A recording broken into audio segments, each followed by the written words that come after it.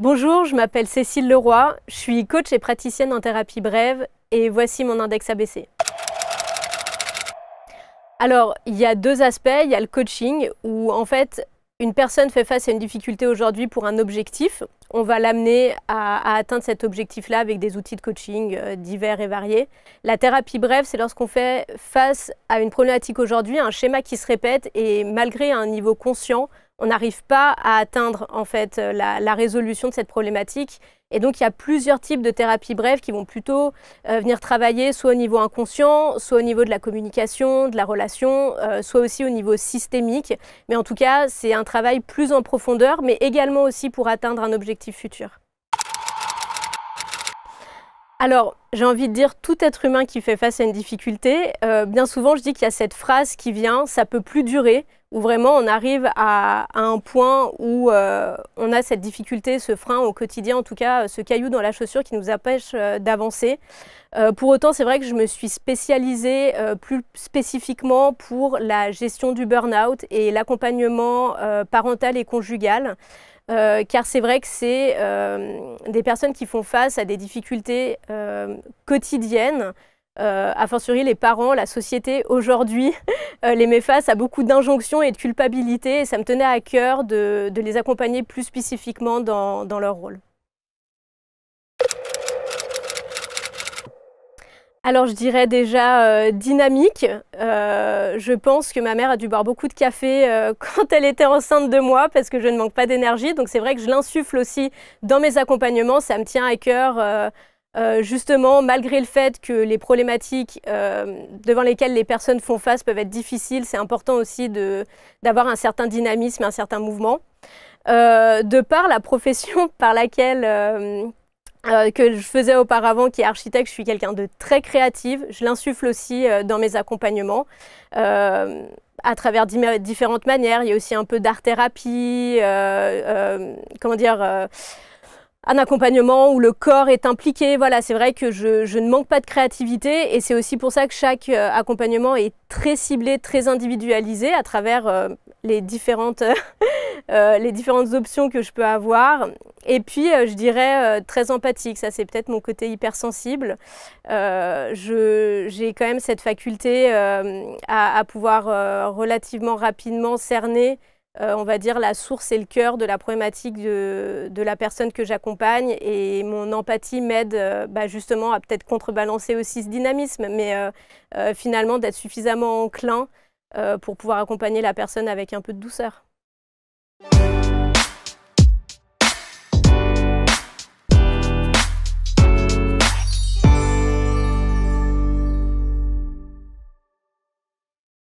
Bienvenue pour ce nouvel index et nouveau portrait d'une personnalité que nous accueillons aujourd'hui, Cécile Leroy est mon invitée. Bonjour Cécile. Bonjour. Merci infiniment d'être là et merci de se confier, de s'installer sur ces canapés pour parler de votre expertise, coach et praticienne en thérapie brève. On va revenir sur tout cela, mais cette partie d'interview, elle est censée évidemment développer, aller un petit peu plus en profondeur pour savoir à qui on a affaire. Et quand j'ai lu votre fiche de production, je me suis dit, mais quel parcours! Quel parcours de vie! C'est atypique ou je dirais montagne russe peut-être. Mais c'est vrai qu'on ne s'attend pas du tout à ce qu'on va vous décrire aujourd'hui et c'est très important. D'où venez-vous? Alors, je suis née à Paris, mais je ne l'ai pas beaucoup vécu vu que je suis à l'âge de 1 an arrivée à Lyon. Et donc, j'ai fait toute ma scolarité et mes études supérieures à Lyon. Et à la suite de mes études, je suis allée sur Genève pour mon premier emploi, durant lequel je suis restée un peu plus d'une dizaine d'années, donc en tant qu'architecte. Bon, architecte qui n'a rien à voir. Rien à voir. Mais qui vous a peut-être apporté une plus-value, une valeur ajoutée par rapport à votre activité de coach et de thérapeute aujourd'hui? Certainement. Alors déjà, je pense que ça m'a apporté de la rigueur parce que indépendamment en fait, d'être coach ou thérapeute, je suis entrepreneur comme la plupart des personnes qui ont leur activité. Et je pense que c'est vrai que c'est important justement quand on se lance dans l'entrepreneuriat, d'avoir malgré tout une certaine rigueur, une certaine ligne de conduite, on va dire. Donc c'est ce que l'architecture m'a inculqué. On va dire aussi que je pense que ça m'a donné envie d'avoir l'approche de l'humain, parce que malgré tout, c'est un travail très matérialiste, si je peux dire ça comme ça. Mais malgré tout, enfin, quand on travaille pour quelqu'un dans un projet d'architecture, c'est un bébé pour lui, c'est là où on va vivre, c'est notre cocon. Et c'est vrai que de rencontrer beaucoup de clients, d'être enclin, d'avoir aussi l'écoute, le partage des envies et tout ça, je pense que c'est ça aussi qui m'a amené à en tout cas vouloir être plus dans l'humain. Dans l'humain. Ouais. On va voir à quel moment ça switch. Oui. C'est-à-dire à quel moment il y a la bascule entre le fait d'avoir suivi ce cursus d'architecte et de se dire, bah non, à un moment donné, je veux me rapprocher encore plus de l'humain et donc devenir thérapeute. Quelle enfance, avec quel parcours de vie, de première partie de vie avez-vous eu? Alors, c'est délicat parce que c'est vrai que d'extérieur, j'ai tout le confort qui est nécessaire en fait. Je peux vraiment pas dire que j'ai eu d'extérieur en tout cas une enfance difficile. J'ai mes 2 parents qui sont ensemble, qui ont un emploi stable, une grande sœur. J'ai une famille aimante. Famille aimante, en tout cas présente, aimante certes, présente, qui font tout pour nous inculquer la meilleure éducation possible. Donc ils me mettent, moi et ma sœur, dans une école privée multilingue très reconnue sur Lyon. Et c'est vrai que d'apparence, en fait, tout va pour le mieux, parce qu'on nous donne l'éducation prestigieuse que n'importe quel enfant voudrait avoir. Sauf que pour moi, en fait, ça a été 15 ans d'enfer, parce que j'ai malheureusement connu le harcèlement scolaire, et qui était quotidien de mon primaire jusqu'à la fin de mon lycée. On peut aller dans le détail, mais je ne sais pas si c'est intéressant de détailler. C'est vrai que c'était très difficile et malheureusement, il n'y a pas eu, on va dire, le soutien du corps enseignant de cette école. Et ni de votre famille, pour le coup. Alors, en fait, c'est vrai que ma famille, malheureusement, le soutien était compliqué à avoir parce qu'ils n'avaient pas forcément accès non plus, de par ma part, à toute la difficulté à laquelle je faisais face.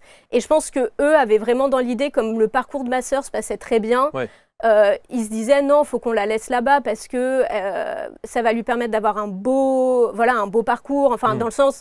On lui réserve un bel avenir professionnel et c'est vrai que je peux pas leur en vouloir aujourd'hui d'avoir insisté de me laisser là-bas. Mais c'est vrai que la solitude quand on fait face au harcèlement scolaire est très important. Et ça, je peux pas le nier, oui, j'étais très seule. Très seule. Ouais. Peut-être le deuxième événement aussi qui est fondamental dans ce que vous expliquez, c'est la disparition de votre grand-père. Oui. Qui va marquer un tournant. Exactement. En fait, de mémoire, alors je devais avoir 13-14 ans, ça date quand même un peu, c'était en début des années 2000. Et en fait, c'est vrai que, donc bon, moi, mes grands-parents sont juifs déportés, donc j'avais déjà un affect assez particulier, on va dire, pour mes grands-parents. Et c'est vrai que son départ m'a marqué parce que tout s'est fait très rapidement, en fait, dans le judaïsme, on enterre les personnes dans les 24 heures. Et c'est vrai que il a eu un cancer du pancréas, tout est allé très rapidement, il est décédé 24 heures après, on l'enterre. Et nous, tout de suite après l'enterrement, il fallait qu'on aille à l'école, donc on a tout de suite pris la route, tout a été vite, tout a été très bousculé. Et c'est vrai que pour moi, ça a vraiment marqué En fait, ça a été l'événement où je me suis mise en réaction, en fait. Rébellion, presque? Ah, totalement. Ah, totalement. Ça a été le début d'une crise d'adolescence qui, pour mes parents, a été très, très, très difficile à vivre. Beaucoup, pas forcément de violence, mais violence verbale. Incroyable, parce qu'on ne vous imagine pas une seconde comme ça. Non. On voit la petite Cécile comme ça, toute menue, toute machin, mais pas du tout dans un délire de rébellion totale. Ah oui, grosse rébellion.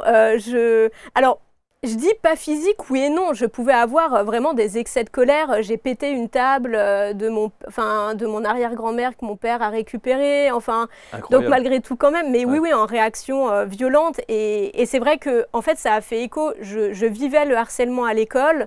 Je venais de perdre une personne qui pour moi était vraiment emblématique, en fait, dans le sens un modèle de vie, en fait, à travers son parcours de déporté, qui est voilà, et en fait une force de vie. Je me disais vraiment, enfin, je voudrais avoir, en fait, de par mon harcèlement scolaire, je pense que je me disais, je voudrais avoir sa force pour pouvoir faire face à ce que je suis en train de vivre. En fait, il est parti et maintenant, qui peut me communiquer cette force-là, en fait. Donc c'est vrai que oui, j'ai été en réaction totale à la suite de son décès. Et ce qui a été aussi très violent, c'est que malgré tout, ma mère venait aussi de perdre son père. Donc c'est vrai que... Oui, tout ça fait que on est dans une atmosphère assez compliquée de rébellion. Et si vous étiez un petit peu dans l'instabilité psychologiquement parlant, ça n'a fait qu'envenimer les choses. Exactement, c'est tout à fait ça. Alors, il y a souvent les questions dans l'index, des gens nous posent, ils nous disent, mais pourquoi est-ce qu'on est obligé de revenir sur le parcours? Mais c'est sans doute ce qui est déterminant sur ce que vous êtes aujourd'hui, votre expertise, et la raison pour laquelle vous devenez thérapeute. Ah, mais totalement. Il y a un moment dans votre vie que je trouve hallucinant, et vous imaginez de quoi je vais parler, c'est l'hooliganisme. Oui. C'est-à-dire que vous êtes à Lyon, on connaît évidemment l'OL, l'Olympique Lyonnais. L'Olympique Lyonnais.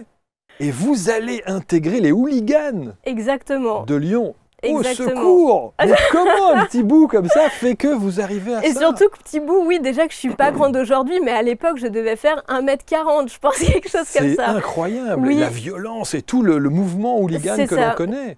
En fait, l'événement déclencheur, c'est qu'on a assisté au dernier match du championnat de France, je crois qu'il était en 2001, où l'OL a été pour la première fois champion de France. J'ai vu en face de moi donc les Bad Guns, qui sont le groupe hooligan de l'Olympique Lyonnais. Et en fait, j'ai vu cette force, cette union et tout ça, et je me suis dit... l'année prochaine, je veux faire partie de ça. Donc, je me suis abonnée aux Bad Guns à partir de l'année prochaine. Et en fait, ce qui est assez drôle, c'est que c'est au virage nord, il y a le virage nord inférieur, supérieur, et mon papa a pris son abonnement au virage nord supérieur pour ne pas non plus me laisser en totale immersion avec eux. Par contre, j'y ai passé 4 ans de ma vie. Avec tout ce que ça implique, les déplacements à l'extérieur, les rendez-vous pour créer les animations, donc ce qu'on appelle les pogos, pour les entrées de match. Et puis donc, il faut savoir que les hooligans, c'est pareil pour tous les groupes de supporters en France et même dans le monde, c'est qu'il y a vraiment ce qu'on appelle un noyau dur qui est constitué de quelques personnes. Et c'est vrai que moi, j'étais en contact avec ce noyau dur et ça me donnait cette impression d'appartenir à quelque chose, un peu une famille soudée, on a tous un même but et tout ça. C'est révélateur. Hein. Ah oui, très révélateur. C'est révélateur d'un mal-être. Exact. D'un malaise, d'un besoin d'appartenance, de soutien, de cohésion, de cohérence. Enfin, même si tant est qu'on puisse parler de cohérence chez les hooligans. Mais enfin, c'est ça. Voilà. Et puis c'est vrai qu'il y avait cette petite écharpe qu'on portait tous, Bad Gun 87, et puis je le mettais tout le temps à l'école. En fait, de ce moment-là, en fait, je portais constamment mon écharpe à l'école comme si ça me donnait cette force de pouvoir faire face au harcèlement. Ah bah vous voyez, vous pouvez plus rien me faire, je suis dans les Bad Guns, mais en fait ça n'a... Non, ça l'a pas fait. Non. Bon, en tout cas, vous arrivez à suivre un cursus scolaire, vous passez votre bac. Et comment se prédestine comme ça chez vous l'architecture? Pourquoi? Alors, comme je vous le disais, je suis très créative. Donc en fait, je dessine beaucoup, surtout durant cette période-là. Je m'isolais aussi beaucoup pour dessiner. Donc en fait, c'est un peu induit par mes parents qui se sont dit... qu'est-ce qu'on va faire d'elle? Où est-ce qu'on va l'amener? Donc, comme j'étais très enclin à faire beaucoup de dessins, l'architecture est venue l'architecture en fait est venue sur le tapis. Et en fait, j'ai passé les concours d'architecture, j'ai été retenue pour l'année suivante et j'ai fait une année de mise à niveau d'art appliqué. J'ai découvert l'architecture d'intérieur. J'ai donc passé un master d'architecture d'intérieur parce que l'architecture était trop rigoureux. Voilà, je suis quand même quelqu'un... J'aime la rigueur, Mais en fait, j'aime pouvoir valser dans le cadre, en fait. Rester un électron libre. Exactement. Un peu. Et juste une parenthèse par rapport à votre bac, vous le dites d'ailleurs, j'ai pleuré le jour du bac, non pas le bonheur de l'avoir, mais le fait de sentir une libération que le cursus scolaire était fini. Exactement. Et que vous alliez sortir de cet enfer de harcèlement, en fait. C'est ça. En fait, c'est le gros paradoxe qui s'est passé le jour des résultats, c'est que j'ai vraiment pleuré, je me suis effondrée devant mes résultats. Et ma mère qui me dit mais Cécile, je comprends pas. Tu as ton bac. Pourquoi tu pleures ? Et à l'époque, en fait, je pouvais pas mettre de mots dessus. C'est plutôt rétrospectivement où je me dis, ce jour-là, je me suis effondrée parce que je me suis dit, ça y est, l'enfer est terminé. Et d'ailleurs, lié aux différentes thérapies que j'ai pu faire dans ma vie, parce que je pense qu'avec un vécu comme ça, il y a quand même besoin d'être suivi à un moment donné. Il y a quelqu'un qui a donné, une de mes thérapeutes qui a donné une image très juste et que je trouve très vraie, c'est qu'elle me dit mon grand-père, mes grands-parents ont vécu la déportation, étaient enfermés pendant des années à souffrir et ils ont été libérés de ça, et en fait, toi c'est la même chose. Tu as été enfermé pendant des années dans un cadre dans lequel tu souffrais, et au bout de 15 ans, ça a été ta... Toute proportion gardée, évidemment.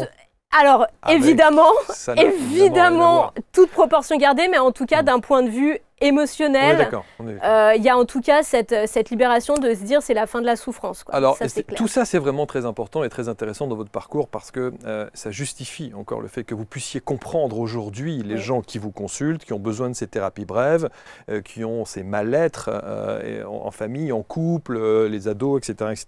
On va y revenir. Dans votre cursus, dans votre histoire, les choses vont continuer un petit peu à s'accentuer dans le mauvais sens des choses, dans vos relations personnelles, de couple, jusqu'à un burn-out. C'est ça. On est en 2019 ? C'est ça. Ça fait, en 2019, ça fait 7 ans que je travaille donc pour ce bureau d'architecte dans lequel, en fait, c'est mon premier boulot. Je pense qu'on a tous ce truc de se dire je veux bien faire, je veux m'impliquer, je veux donner la meilleure image de moi, tout ça. Donc oui, je m'investis beaucoup dans mon travail, beaucoup d'heures supplémentaires, beaucoup de week-ends à travailler. Ça nuit sur ma relation de couple, divorce.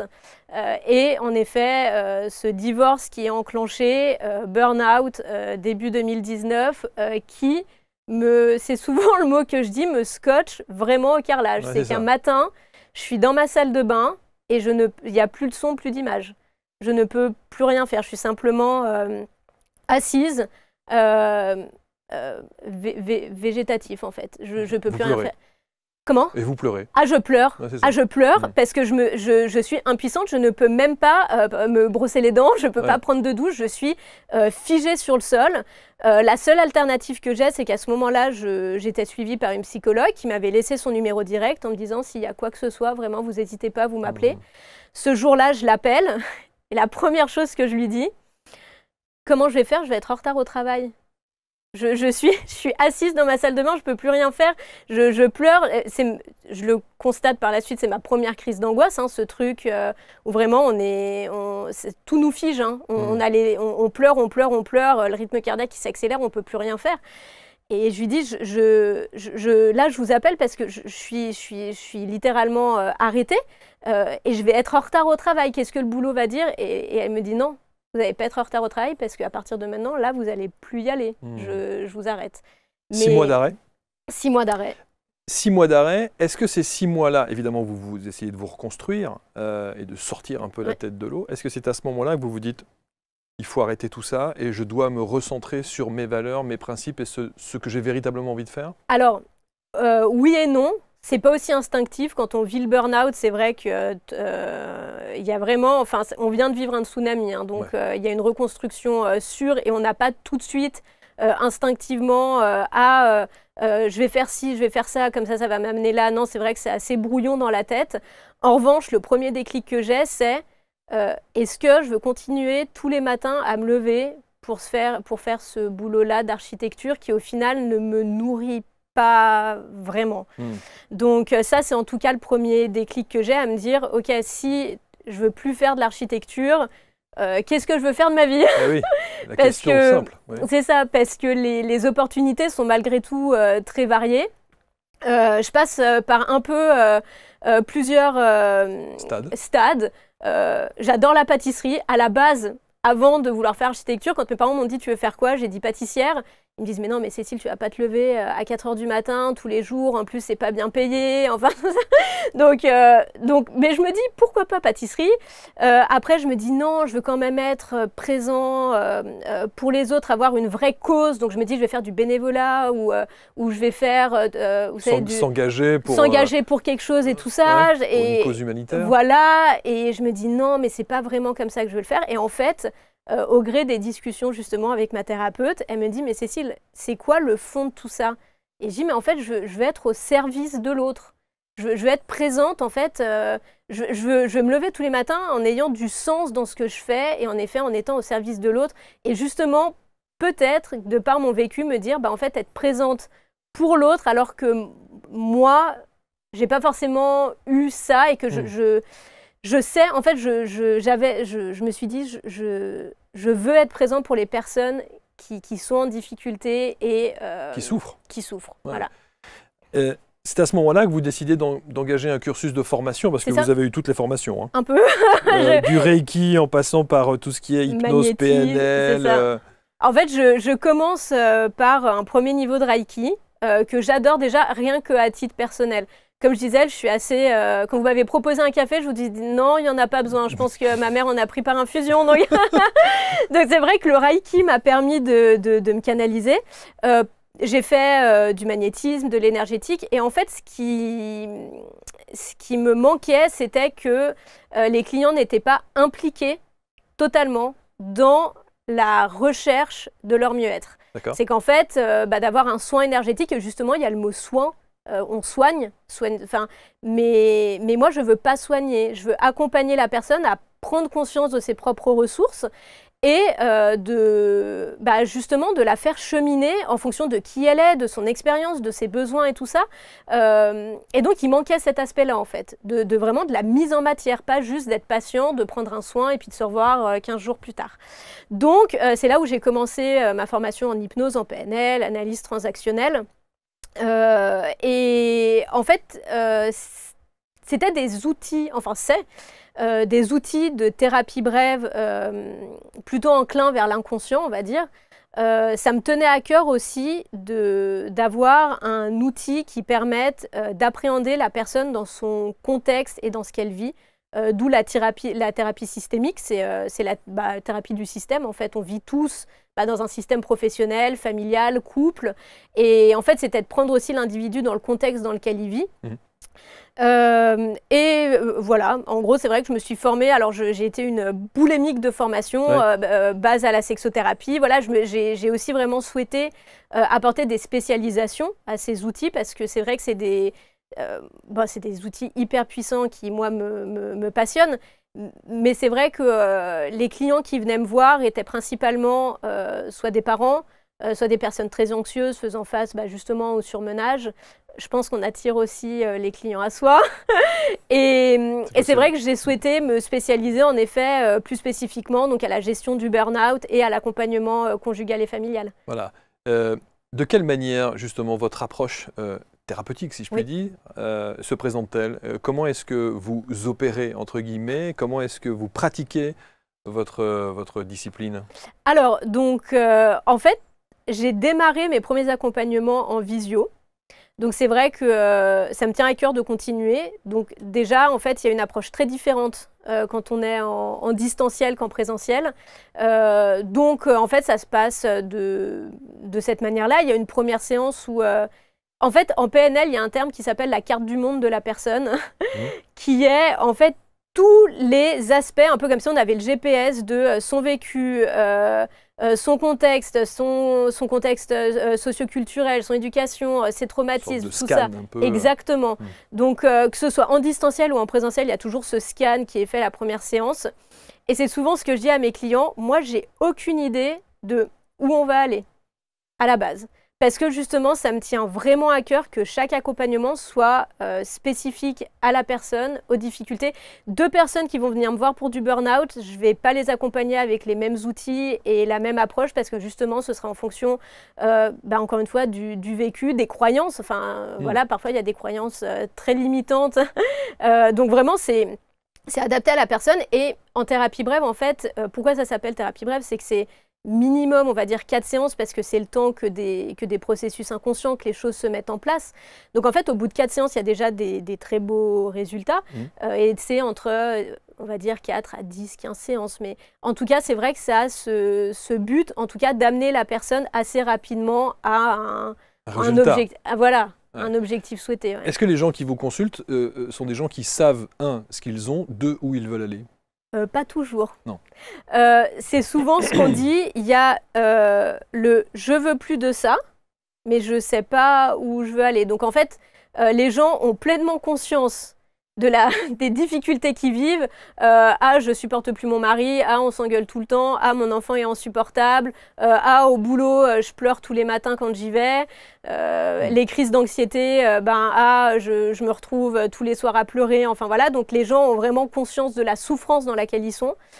Par contre, l'élément déclencheur ou la source, assez rarement, d'où l'hypnose et la PNL qui peuvent quand même être très intéressant à ce niveau-là. Et aussi le où ils veulent aller, ça aussi, c'est parfois très flou. Et c'est là où nous, notre rôle est important, c'est justement de les amener vers la conscientisation de « Ok, ça aujourd'hui, c'est pas fou, mais en fait, si c'est pas ça, qu'est-ce que c'est ?» Plutôt que d'être dans par exemple, je veux plus de conflit avec mon mari. Ok, mais quand il y a plus de conflit avec mon mari, ce serait quoi? S'il n'y a plus de conflit avec ton mari, qu'est-ce que tu veux qu'il y ait? Et en général, c'est un peu une broderie. On brode en fonction de ce qui est amené. Et c'est vrai que la pluridisciplinarité des outils que je peux avoir permettent à la fois, soit à travers le coaching, d'être dans quelque chose de très concret. Moi, là, j'ai une entrepreneuse, justement, qui est venue me voir en me disant je me perds un peu, je sens, manque de confiance en moi, tout ça. On va plus utiliser des outils de coaching, c'est plus... mais c'est vrai qu'il y a soit l'aspect coaching qui permet d'amener la personne vraiment à un objectif, soit tout ce qui est thérapie brève, hypnose, PNL, analyse transactionnelle ou même systémie, qui permet un peu plus de creuser et de reconstruire certains schémas de pourquoi ça se passe comme ça aujourd'hui, puis qu'il y a ce truc qui se répète, pour pouvoir justement aller vers un objectif. Ce qui est intéressant avec vous, Cécile, c'est que vous n'avez pas un protocole établi. Oh non. Vous avez une palette d'outils qui vous permettent d'adapter votre protocole en fonction de la personne, de la pathologie qui est en face. C'est ça.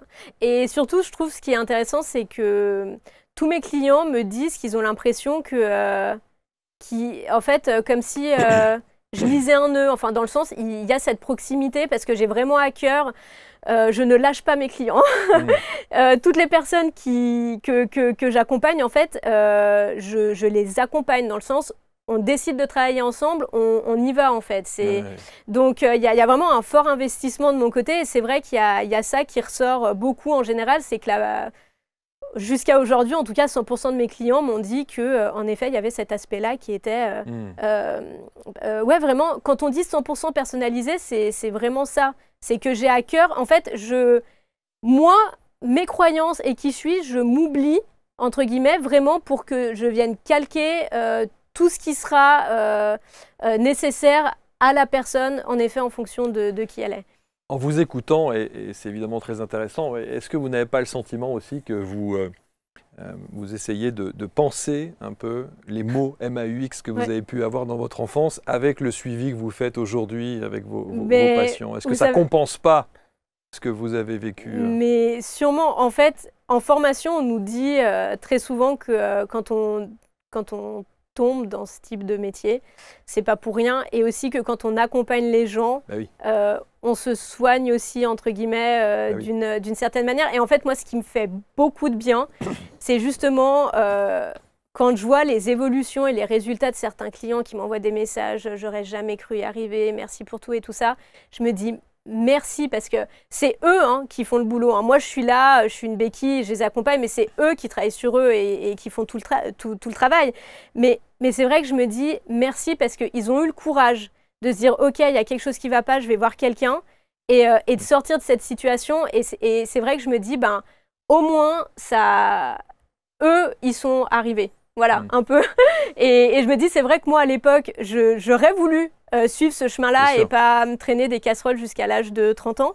Mais c'est le parcours comme il a été. Pourquoi est-ce que, vous avez expliqué le principe des thérapies brèves. Mais une thérapie, par définition, on ne sait jamais si elle finira par être brève ou si elle va s'étaler sur le long terme. C'est ça. Alors, en fait, c'est toute la différence entre, je vais faire de manière un peu triviale, mais entre, on va dire, une psychothérapie avec une psychologue et une thérapie brève. En fait, une psychothérapie, c'est qu'on va venir vraiment creuser tous les aspects, justement, l'enfance, les parents, tout ça. Enfin, c'est vraiment, donc en général, c'est vrai qu'on ne sait jamais, on sait quand on commence, mais on ne sait pas combien ça va nous coûter, combien de temps ça va durer, combien de séances. Enfin, ça peut être très, très long.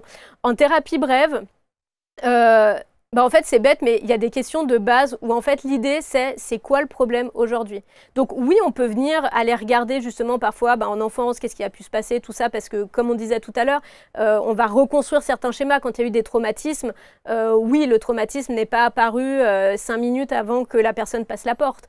Donc, on va venir travailler là-dessus, mais en revanche, on ne va pas venir voir toute la palette parce qu'il y a une situation aujourd'hui problématique. Qu'est-ce qu'on fait pour y faire face? Donc en fait, c'est beaucoup plus, comment dire, si j'ai envie de dire, l'entonnoir. Enfin, c'est un peu l'effet entonnoir, c'est qu'on va vraiment venir cibler là-dessus. Et les questions simples que je disais, c'est en fait, et que tout le monde peut se poser, c'est quoi le problème? En quoi c'est un problème? Ça a été quoi le déclic? Qu'est-ce qui aggrave? Est-ce qu'il y a des exceptions? Et qu'est-ce qui me montrerait que ça va mieux? Voilà. Et en fait, quand on vient pour une problématique, ces questions-là, une fois qu'on va dire qu'elles ont été parcourues, ça nous permet quand même de se dire, ok, il y a ça, potentiellement ça peut amener... Parce que c'est vrai qu'il n'y a jamais... Enfin, on a beau faire face à une difficulté, on ne peut pas le sortir de son contexte, on ne peut pas le sortir d'un vécu. Mais voilà, c'est vrai que ça permet en tout cas, l'approche de thérapie brève permet de vraiment ciblé sur une problématique. Ça n'empêche pas que moi, j'ai des clients que je vois sur 5-6 séances, je ne les vois plus pendant 6 mois, après je les vois... Voilà, parce que c'est en fonction de ce qui est vécu. C'est pas... voilà, quelque chose... Puis, alors ça, c'est un avis purement personnel, il ne faudra pas m'en vouloir, mais il y a quand même cet aspect aussi, je trouve, dans la psychothérapie, où ça nous fait presque du bien de savoir qu'on va voir quelqu'un... Ce truc sur la longueur, en fait, de se dire, ok, on est rassuré, je vais pouvoir vider mon sac, je la vois dans une semaine, c'est super, enfin, on est un peu dans cette... Et moi, justement, ça, je veux pas, c'est souvent ce que je dis à mes clients, si on est ensemble, c'est justement pour qu'il y ait un effet avant, après, rapide, même si je gagne de l'argent parce que vous venez me voir, l'idée, c'est pas que je me fasse de l'argent sur votre problème. Je me sentirais totalement incompétente si je vous vois pendant 6 mois. Donc justement, l'implication est là. Si la personne vient me voir, c'est que je mettrai tout en place, justement, ensemble. Évidemment, comme je dis, c'est elle qui fait le travail. Mais dans un minimum de temps. Dans un minimum de temps, c'est l'idée. Si je vois qu'il y a quelque chose qui fonctionne pas, en tout cas, je vais utiliser d'autres sources. Je vais voir. Mais c'est ça l'idée, c'est que ce soit constructif. Les patients, les personnes qui vous consultent, il peut y avoir aussi des ados? Alors, voire des enfants? Oui, il peut y avoir des ados, des enfants. C'est pas forcément mon cœur de cible, on va dire. Mais c'est vrai que j'ai accompagné justement l'enfant d'une de mes clientes. Et oui, ça me plaît parce que justement, il y a cet aspect presque insouciant ou rebelle aussi de l'adolescent qui m'intéresse de travailler parce que c'est vrai que l'adulte qu'on peut être aujourd'hui, on est très... Voilà, on s'est fait nos barrières aussi, on s'est construit comme ça. Et je trouve que de travailler avec l'enfant ou l'adolescent, il y a encore, entre guillemets, cette brèche, si je peux dire ça comme ça, enfin cette ouverture un peu peut-être naïf, à la fois créatif et insouciant qui permet de travailler différemment. Mais est-ce que le fait de travailler avec un adolescent, vous lui racontez ce que vous avez été ? Si ça peut l'aider. si ça peut l'aider, c'est vrai. Ça peut le mettre en confiance. Ah mais tout à fait, tout à fait. Bah, en fait, je pense surtout, et surtout un adolescent, hein, que de voir en face de lui un adulte qui comprend et qui vit, par là. voilà, c'est ça. Je pense qu'en effet, il y a un effet miroir qui peut l'aider, en tout cas à créer la confiance. Ça c'est sûr, le lien, comme on appelle ça, le lien thérapeutique, ça c'est sûr que ça peut aider. Maintenant, c'est vrai qu'un adolescent qui est en rébellion, c'est pas tant créer le lien de confiance avec moi que le fait d'accepter de vouloir être suivi, parce que certainement qu'il se dit non, c'est pas moi le problème, c'est mes parents parce que c'est que des cons, quoi. mais en tout cas, oui, c'est sûr que ça m'intéresse. Oui, et d'autant que un adolescent ou un parent, c'est par voie de conséquence impacté par le problème de l'un ou de l'autre. C'est ça. Ça, c'est tout à fait, en fait, c'est ça la thérapie systémique. Je donne souvent l'exemple du tableau électrique. Je vais le faire très bref, mais en fait, un tableau électrique, il est dimensionné pour les différentes pièces de la maison.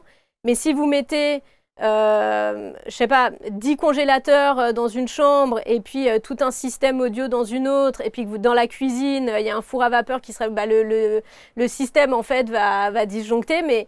Est-ce que ça vient du congélateur qu'on a mis dans une chambre ou est-ce que ça vient du système audio? On ne sait pas. C'est en fait un peu tout. Et la systémie, c'est ça. C'est qu'en fait, il y a un tableau électrique qui disjoncte, mais on ne peut pas dire c'est de sa faute à lui ou c'est à cause du parent. Et c'est en fait le système, comment il fonctionne, qui fait qu'aujourd'hui ça dysfonctionne. Mais est-ce que la petite Cécile est réconciliée avec la Cécile thérapeute? Ah mais oui.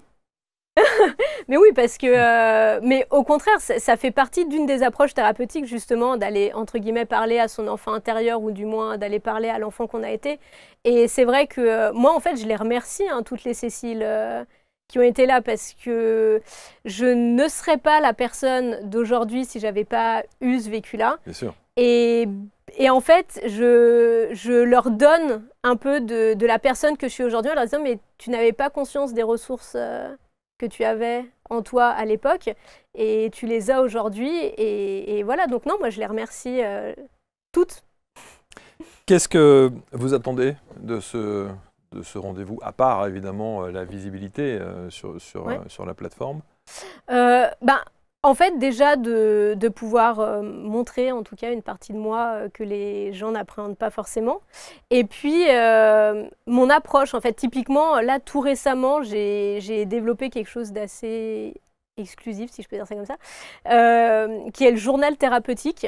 C'est un outil, en fait, en ligne qui permet aux gens, en fait, comme du journaling, en fait, de poser les choses. Et en fait, je les suis de manière hebdomadaire et mensuelle avec des bilans, enfin, des exercices, des questions d'introspection, tout ça.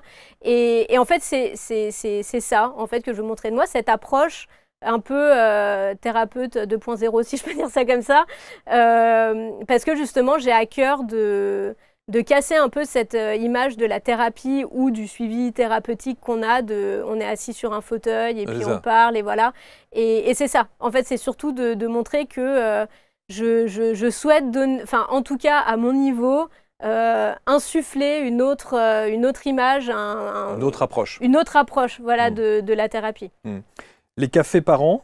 C'est ça, les cafés parents. Les cafés couples. C'est ça. Alors ça aussi, ça va démarrer normalement mi-octobre, ou sur différentes thématiques que les parents ou les couples peuvent faire face. C'est des sortes de... c'est un café en fait, on boit un café. Cercle de discussion. Exactement, cercle de discussion autour d'une thématique qui sera prévue à chaque fois différent en fonction des différents cafés et qui permettent, en fait, moi c'est ça que je veux vraiment, c'est qu'aussi on dit que l'expérience des uns ne fait pas l'expérience des autres, en fonction, l'expérience des uns peut m'apprendre de ma propre expérience malgré tout, et donc c'est de co-construire en fait durant ces cafés par an comment en fait faire face aux difficultés que chacun peut rencontrer face à une thématique encore une fois qui sera donnée, mais justement comment y faire face voilà, avec les expériences que les personnes rencontrent, parce que finalement, entre guillemets, selon la problématique, on est tous dans le même bateau. Un parent, par exemple, là, il y a une des thématiques qui va être abordée qui sera le couple et la parentalité. Là, pour le coup, ça rassemble un peu les deux. N'importe quel couple qui voit l'arrivée du premier enfant voit son couple perturbé. Chamboulé. C'est ça, sans même parler du postpartum et tout ça. Et c'est vrai que malgré tout le monde le vit de manière différente, bien que tout le monde vit une situation chamboulante. Donc l'idée, c'est ça. C'est vraiment aussi que j'ai à cœur de entre guillemets, réunir les personnes face à leurs problématiques, enfin qui vivent la même problématique, et justement de co-construire un peu comment les choses peuvent avancer et évoluer. C'est très intéressant, c'est très instructif. Je trouve que c'est d'abord passionnant parce que je pense aussi, et je le répète, vous avez la légitimité de dire ce que vous dites et de mettre en place ce que vous mettez en place de par votre vécu. Et puis ensuite, évidemment, sur l'accompagnement et les perfections que vous avez pu... les formations aussi que vous avez pu suivre. Donc voilà, j'invite évidemment tous ceux et celles qui ont envie de rentrer en contact avec Cécile Leroy. Vous avez l'ensemble des contacts et des coordonnées, des mots-clés également, juste autour de cette vidéo. Bon retour à Genève. Merci beaucoup. On va faire un petit tour à Paris. Voilà, joignons l'utile à l'agréable. Exactement. Comme on dit. Et puis nous, on se retrouve évidemment très vite pour une nouvelle présentation d'un prochain index. Merci à tous.